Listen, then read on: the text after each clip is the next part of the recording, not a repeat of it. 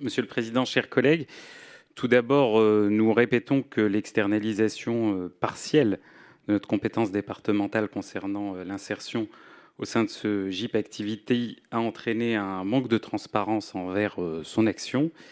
Les rapports d'activité qui nous sont distribués chaque année sont assez pauvres en information. Le rapport d'activité 2023 faisait 9 pages avec la part belle faite à de grandes photos. Celui de 2024, je confirme qu'il est en ligne, fait encore mieux, 6 pages. 6 pages sans aucune évaluation d'impact, quelques données choisies mais non exhaustives, ce qui ne nous permet pas d'aller aussi loin que, en tout cas dans la compréhension que ce que Mme Limoges vient de nous dire. D'ailleurs, ce rapport d'activité, je confirme, ne nous a pas été explicitement communiqué. Il a fallu aller chercher dans les petites pages du site d'Activity. Et donc, même s'il est disponible en ligne, il conviendrait pour les années prochaines, à mon sens, et au sens de notre groupe, de nous le communiquer en amont de cette séance. Nous avions de plus demandé par mail, à l'issue de la séance plénière du 5 juillet 2024, à recevoir les slides de présentation effectués à cette occasion par le directeur d'agence Activity, qui, pour le coup, apportait un peu plus de réponses, mais je dois vous avouer que nous les attendons encore. Ensuite, je l'avais souligné lors de mon intervention concernant le plan départemental d'insertion 2024, nous nous retrouvons dans une situation un peu étrange de voir une agence interdépartementale Hauts-de-Seine-Yvelines prendre en charge l'application d'un plan d'insertion 2024 qui n'est plus interdépartemental, mais seulement à présent départemental.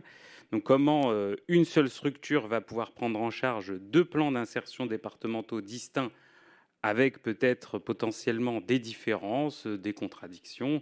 Donc ça pose tout de même encore question. Pour finir, en complément à notre opposition continue à la réforme RSA prévue par la loi plein emploi et aux obligations d'heures d'activité pour les bénéficiaires, nous continuons de nous interroger sur la capacité de ce GIP à mettre en place cette réforme de façon véritablement accompagnante. En effet, l'accompagnement personnalisé coûte très cher en moyens humains et quand les moyens manquent, la tentation du tout sanction, bien plus rapide et moins coûteuse, devient parfois irrésistible.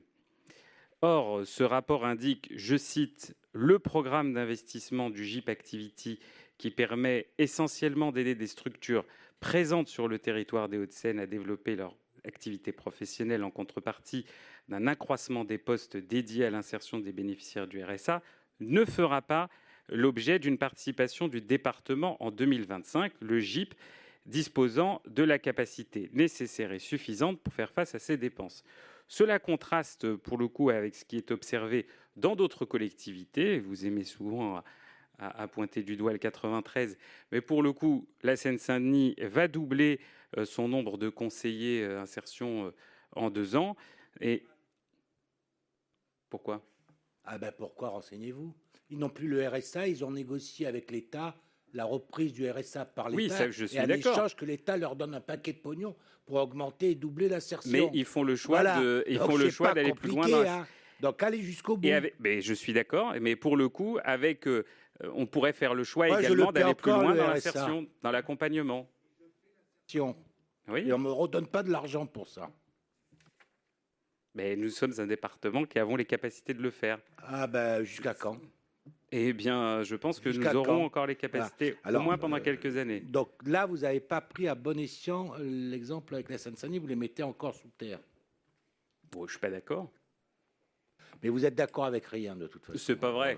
Vous faites la preuve de mauvaise foi, Président. Donc, vous comprendrez que pour ces raisons, dans la cohérence de notre vote sur le plan départemental d'insertion, on fera le choix de s'abstenir sur ce rapport.